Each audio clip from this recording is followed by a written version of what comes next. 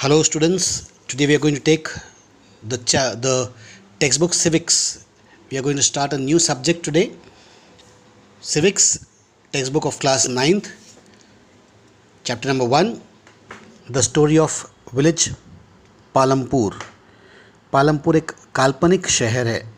इसके ऊपर से कहानी बनाकर वो हमें इकोनॉमिक्स सिखाने की कोशिश कर रहे हैं. Overview. The purpose of the story is to introduce some basic concepts relating to production, and this we do through a story of an imaginary village called Palampur.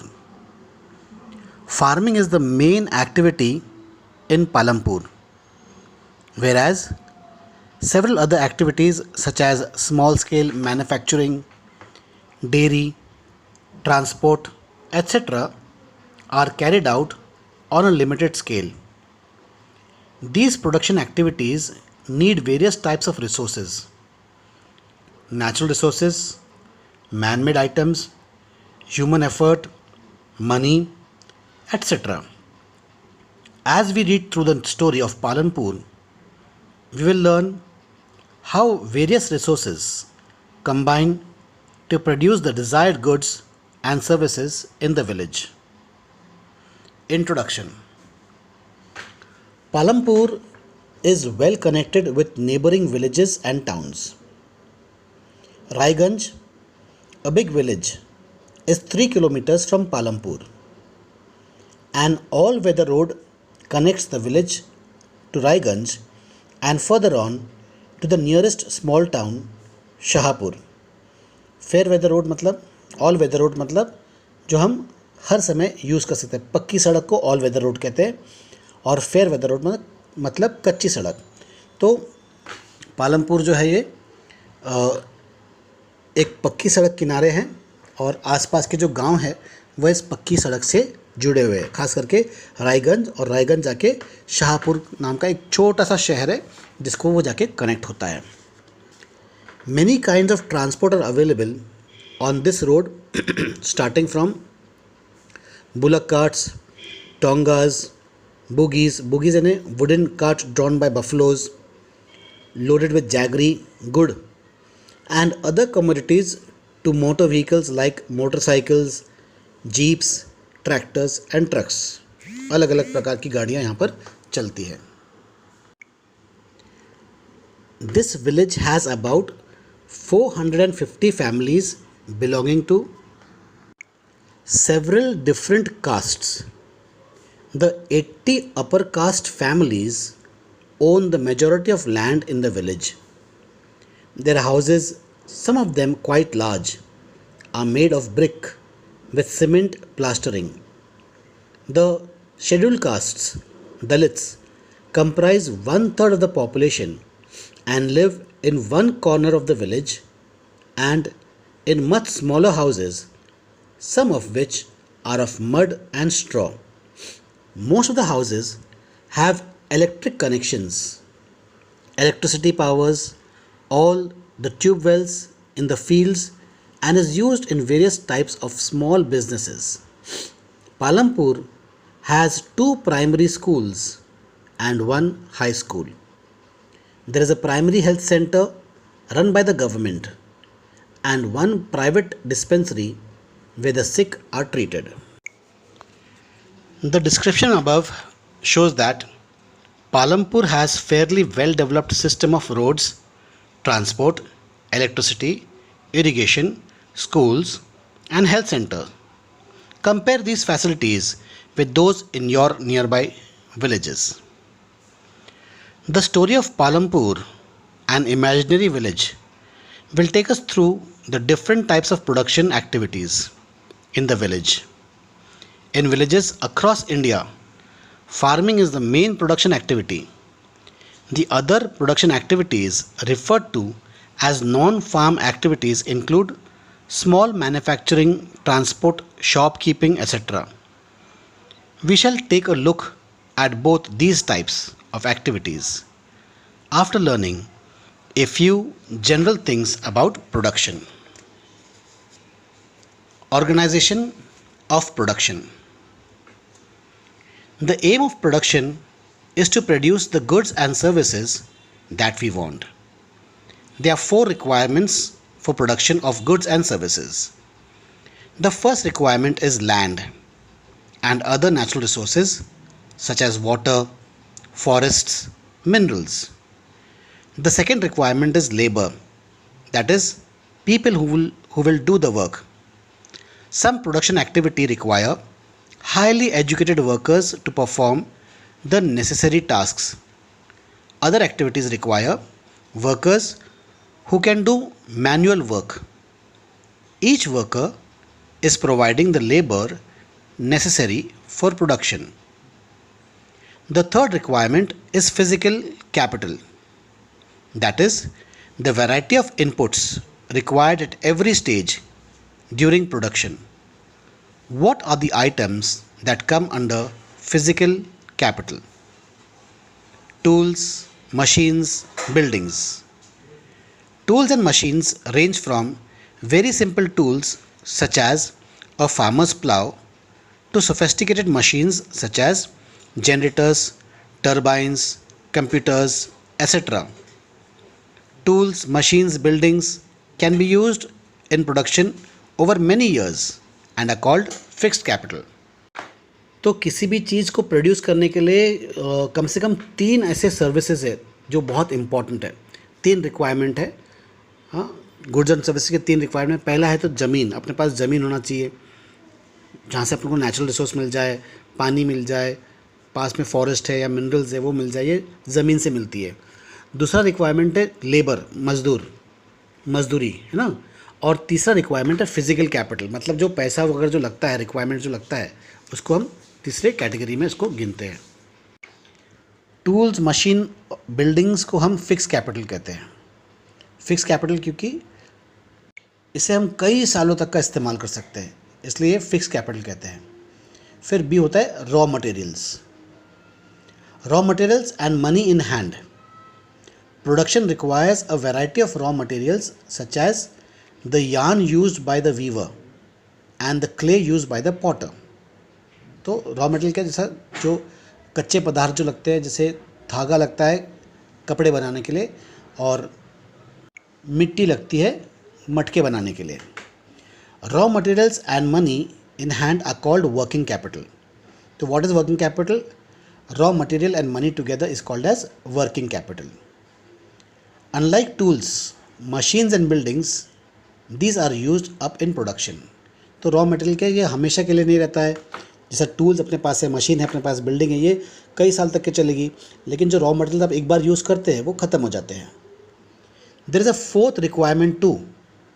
अभी तक हम लैंड, लेबर और फिजिकल कैपिटल के बारे में बात किए, और जो चौथा रिक्वायरमेंट है वो है you will need knowledge and enterprise to be able to put together land, labor and physical capital and produce an output either to use yourself or to sell it in the market.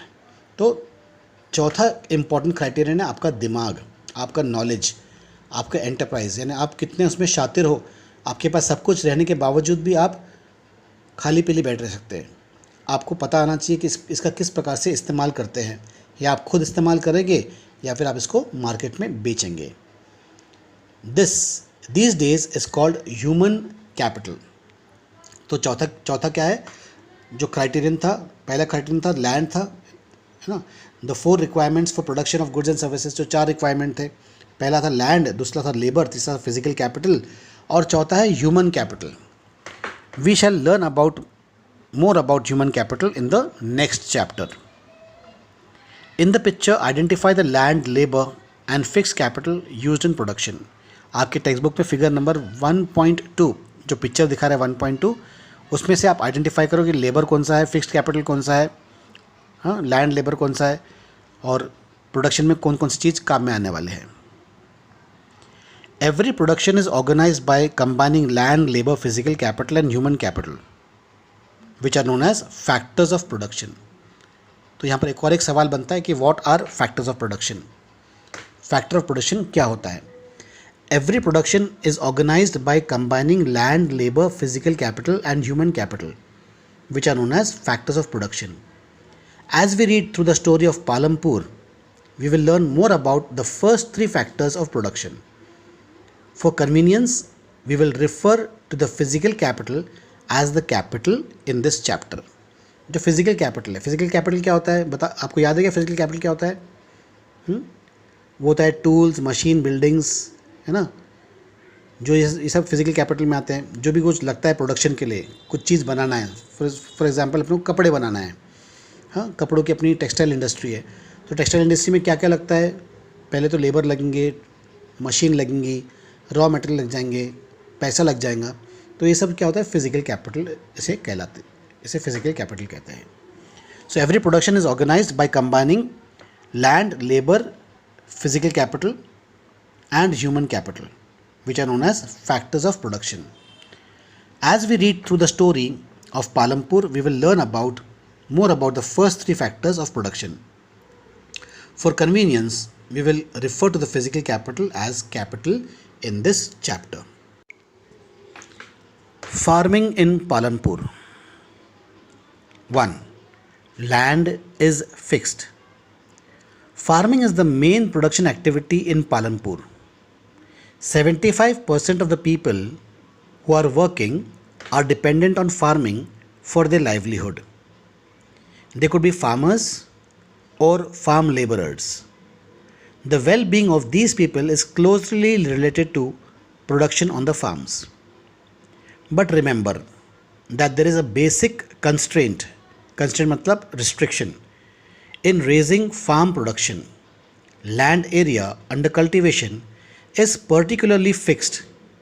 Since 1960 in Palampur, there has been no expansion in land area under cultivation. By then, some of the wastelands in the village have been converted into cultivable lands. There exists no further scope to increase farm production by bringing new land under cultivation. तो पालमपुर की एक condition क्या है कि यहाँ पर जो लोग हैं अधिकतम किसान हैं, या तो उनके पास खुद अपना खेत है या वो किसी और के खेत पर काम करते हैं. मतलब ये कि इनकी ज़िंदगी खेतीबाड़ी पर आधारित है. खेतीबाड़ी को लेकर एक समस्या ये है कि खेतीबाड़ी की जो ज़मीन है वो फिक्स्ड है, वो उसको हम और बढ़ा नहीं सकते. 1960 तक का जो है जितना भी फैलो लैंड था या मार्शी एरिया था, उस पूरे इलाके को लोगों ने खेती में कन्वर्ट कर दिया.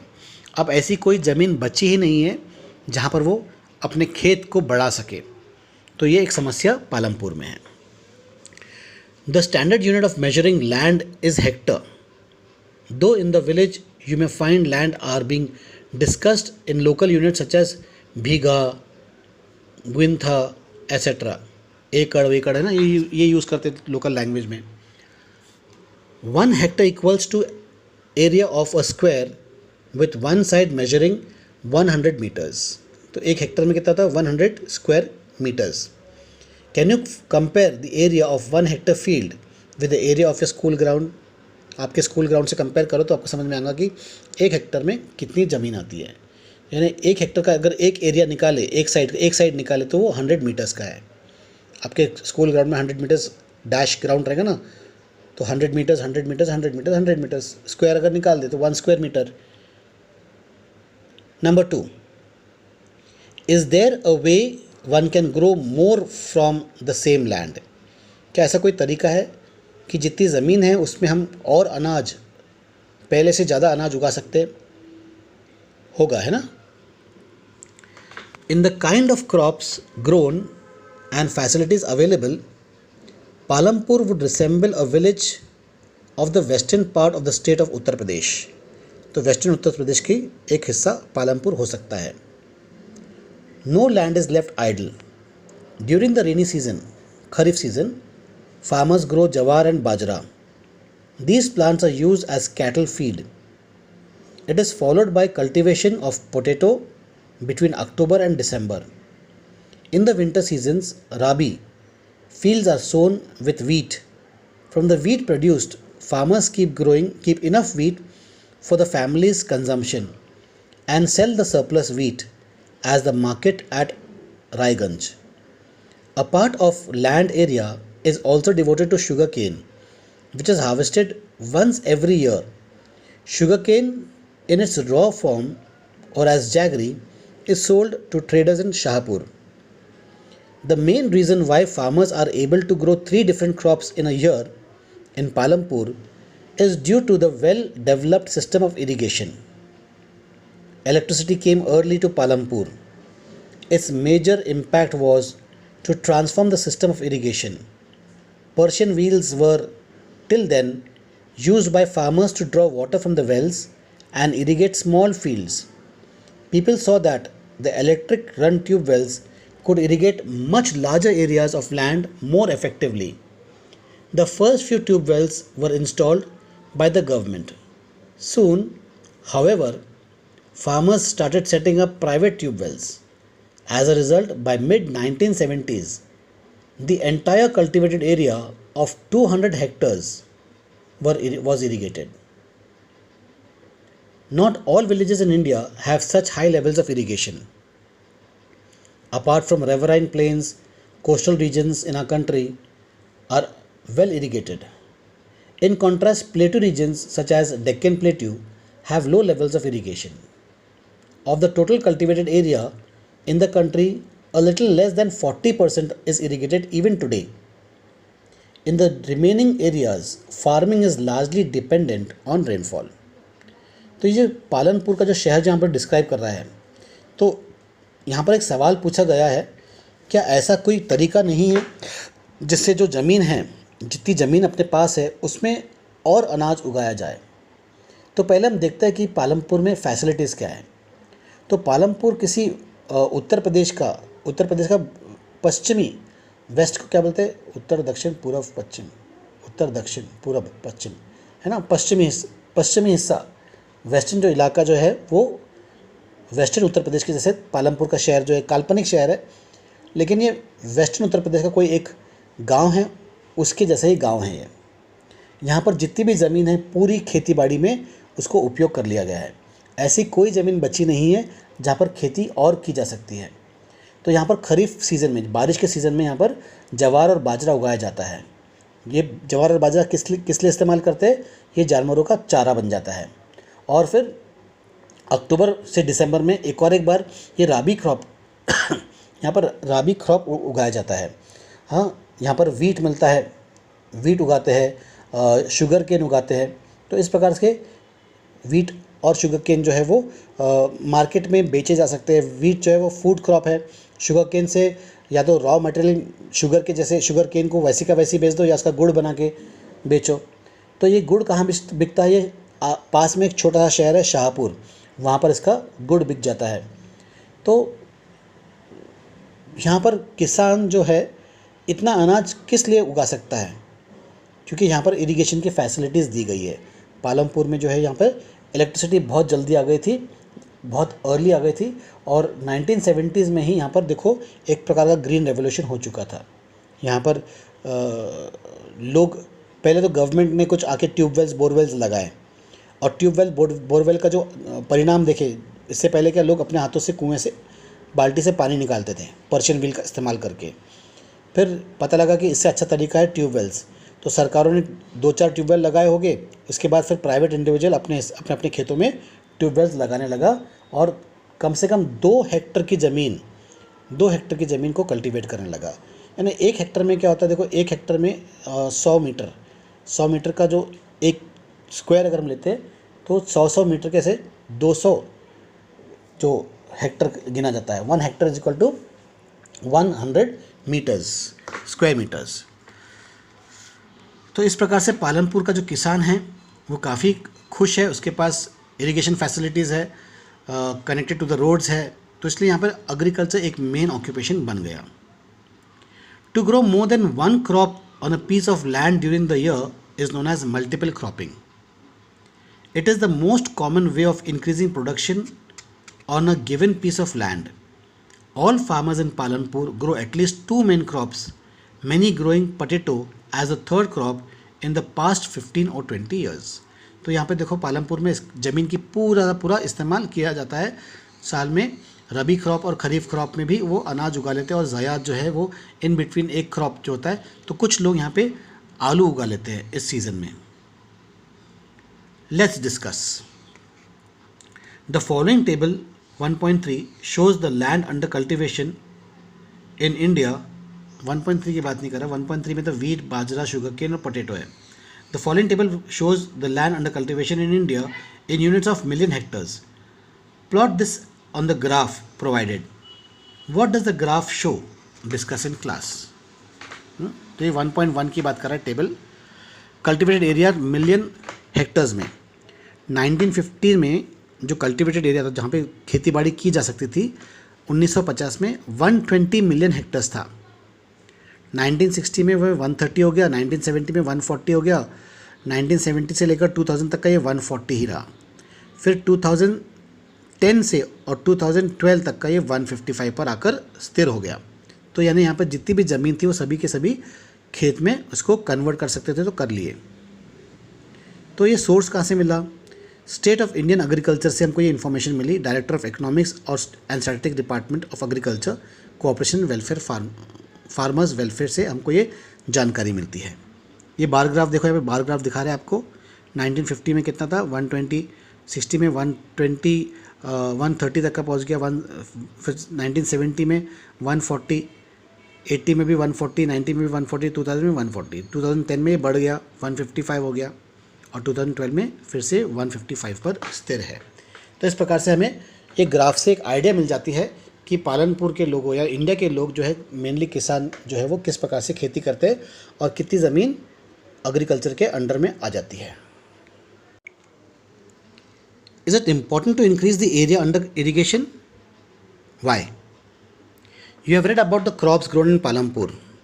Fill the following table based on information on the crops grown in your region. You have seen that one way of increasing production from the same land is by multiple cropping. The other way is to use modern farming methods.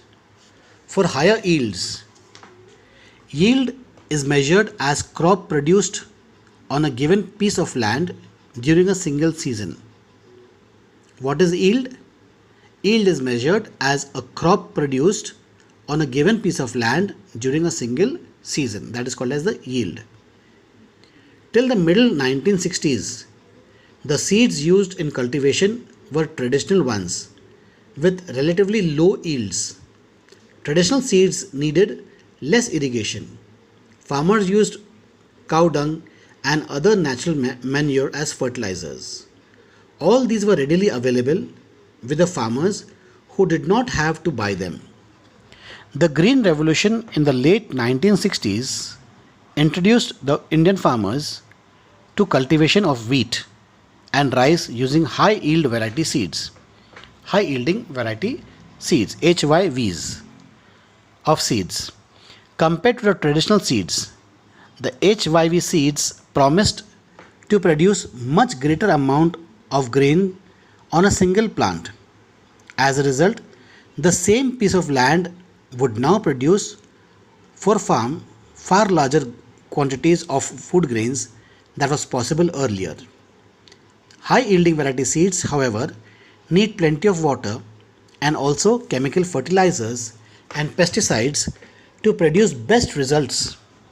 Higher yields were possible only from a combination of HYV seeds, irrigation, chemical fertilizers, pesticides, etc. Farmers of Punjab, Haryana and Western Uttar Pradesh were the first to try out the modern farming method in India.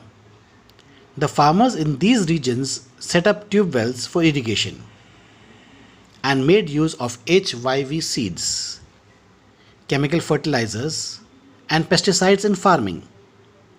Some of them brought farm machinery like tractors and threshers, which made plowing and harvesting faster. They were rewarded with high yields of wheat. In Palampur, the yield of wheat grown from the traditional varieties was 1300 kgs per hectare.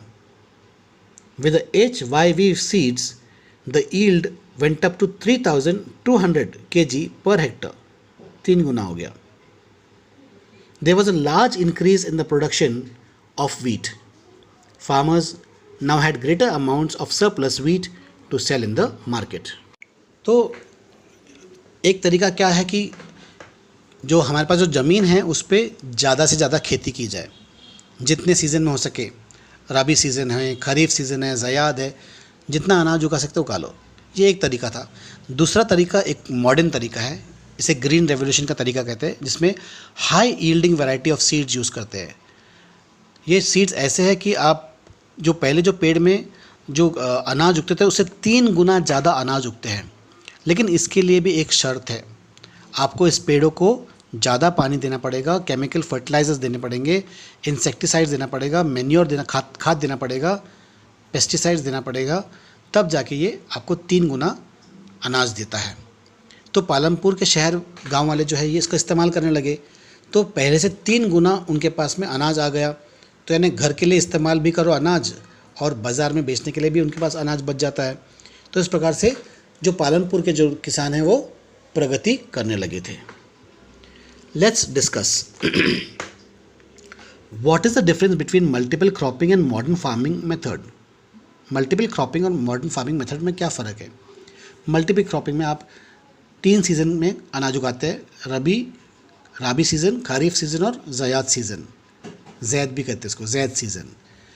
और modern method farming है जो वो है, उसमें आप high yielding variety of seeds use करते हैं, जो कि 3 गुना अनाज आपको देता है। The following table shows the production of wheat and pulses in India after the green revolution in units of million tons. Plot this on a graph. Was the Green Revolution equally successful for both the crops? Discuss. What is the working capital required by the farmers using modern farming methods? तो table 1.2 देखो, 1965-66 में production of pulses पर ton और production of wheat पर ton, तो 65-66 में दोनों बराबर 10-10 टन थे। 70-71 में ये फ़र्क पड़ गया, पल्सेस में 12 टन्स है तो व्हीट में 24 हो गया। 81 में 11-36, कितना फ़र्क पड़ गया, 3 गुना हो गया यहाँ पे। 1991 में 14 और 55 हो गया।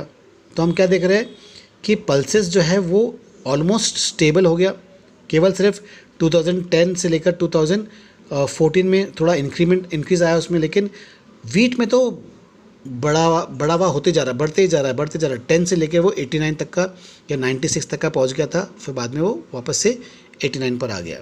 तो इस प्रकार से हम क्या देखते हैं कि जो वीट क्रॉप है उसको ज़्यादा इंपॉर्टेंस मिल रहा है, और जो दाल है, जो पल्सेस है, उसको कम इंपॉर्टेंस मिल रहा है। सोर्स क्या है, source of India agriculture 2015-16, directorate of economics and statistics, department of agriculture, cooperation and farmers welfare. इस सूत्र से हमको ये जानकारी मिली है। Modern farming methods.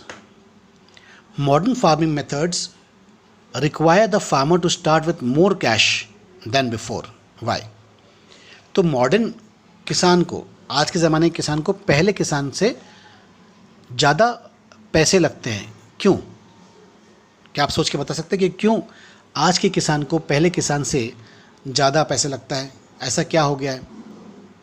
पहले किसान क्या करता था, उसके पास जो अनाज था वही अनाज वो बोता था। अपनी खेती में बैल चला लिया, हल चला लिया, कुएं से पानी निकाल दिया, हाथों से पानी पहुंचा दिया, या नहर खोद के छोटे छोटे नाले बनाकर वहाँ तक के पानी पहुंचा दिया। तो ज़्यादा पैसे नहीं, मेहनत ज़्यादा लगती थी, पैसे कम लगते थे। फिर क्या इंट्रोडक्शन हुआ? ट्यूबवेल्स का इंट्रोडक्शन हुआ, तो ट्यूबवेल का खर्चा बढ़ गया। ट्यूबवेल आए तो इलेक्ट्रिसिटी का खर्चा बढ़ गया। लेकिन ट्यूबवेल और इलेक्ट्रिसिटी आने से क्या हो गया कि ज़मीन को ज़्यादा पानी मिलने लगा, अनाज को अच्छा खासा फसल को अच्छे खासे फसल आने लगे, पेड़ों को, पौधों को, क्रॉप्स को। किसान के पास समय बचा।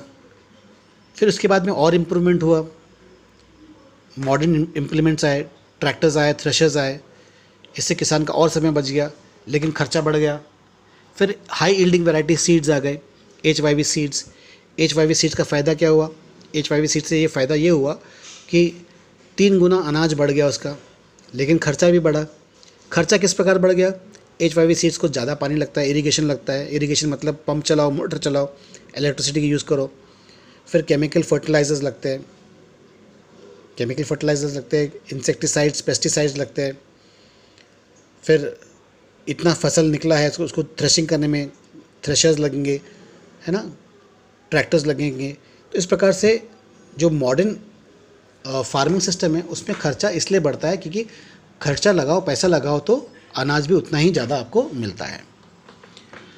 Suggested activity during your field visit, talk to some farmers of your region and find out. आप किसी फील्ड विजिट लेना, आसपास में कोई खेत होगा तो खेत जाके वहाँ के किसान से हम लोगों बात कर सकते हैं और उससे हम क्या पूछ सकते हैं, what kind of farming method, modern और ट्रेडिशनल और mixed, do the farmers use, कि वो किस प्रकार की खेती बाड़ी करते हैं, उनके खेत में क्या क्या उगाते हैं, किस प्रकार से उगाते हैं, क्या वो बैल से हल चलाते हैं या उनके पास ट्रैक्टर है, क्या वो मिक्स फार्मिंग करते हैं, कितने अनाज उगाते हैं, किस किस प्रकार का अनाज उगाते हैं, कौन कौन से सीज़न में अनाज उगाते हैं, रबी, खरीफ, ज़याद तीनों अनाज उगाते हैं क्या। इस प्रकार से आप सवाल उनसे पूछ सकते हैं और उसका एक नोट बनाना, उसको एक नोट डाउन करना। Second, what other source of irrigation, उनके खेत में पानी कहाँ से आता है, कुएं से आता है या कनाल से आता है, नहर से गवर्नमेंट से प्रोवाइड करते हैं या फिर उनके पास में बोरवेल है, पंप है। How much of the cultivated land is irrigated, very little, nearly half, majority, all, कि जितना उनके पास खेत है उस पूरे खेत में पानी पहुंचा सकते हैं क्या, या कुछ हिस्सा जो है वो बारिश के पानी के भरोसे छोड़ देते हैं। किसी किसान के पास में अगर सिर्फ कुआं होगा तो बहुत कम इलाका जो है वो कुएं से पानी निकाल के पहुंचाता होगा, किसी के पास में बोरवेल होगा तो लगभग आधा, या किसी के पास में और अच्छी फैसिलिटी होगी, बहुत ज़्यादा पानी होगा तो लगभग पूरे खेत में उनका पानी पहुंचा सकता होगा। From where do the farmers obtain the inputs that they require, इनके पास ये सब कहाँ से आता, जैसा अगर वो HYV सीड्स यूज़ कर रहे हैं तो वो कहाँ से लाते हैं, ट्रैक्टर खुद का है या किराए से लाते हैं, बैल खुद का है कि किराए से लेते हैं, सीड्स कहाँ से लाते हैं, कौन से केमिकल फर्टिलाइजर्स यूज़ करते हैं, कहाँ से मिलता है, ये सब जानकारी, इसको हम फील्ड सर्वे कहते हैं। अच्छा, आज हम यहाँ पर रुकते हैं, आगे वाला जो हिस्सा है वो अगले क्लास में करेंगे।